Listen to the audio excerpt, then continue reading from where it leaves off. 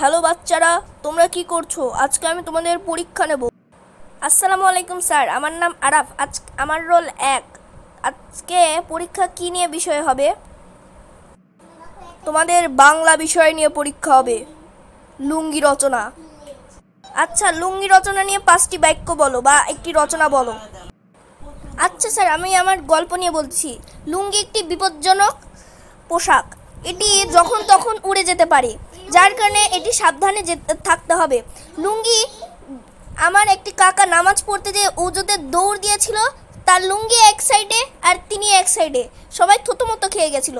তাই লুঙ্গি একটি বিপজ্জনক পোশাক এবং লুঙ্গি আমাদের জাতীয় পোশাক। স্যার, হয়ে গেছে। তুই তো পাশের পাশ, তুই তো ফেল মার্কা পাস, তুই তো পাশের উপরে পাশ হয়ে গেছিস। স্যার, যাই বলেন না কেন, সবাই এই কথাই বলবে, সবার কাকাই এরকম হয়েছিল, তাই না? সবাই দেখেছেন স্যার, সবাই বলছে সবার কাকা এরকম হয়েছিল, বুঝেছেন? তাহলে আমি পাশ মার্কা pass, hey hey hey hey, A+ পেয়েছি।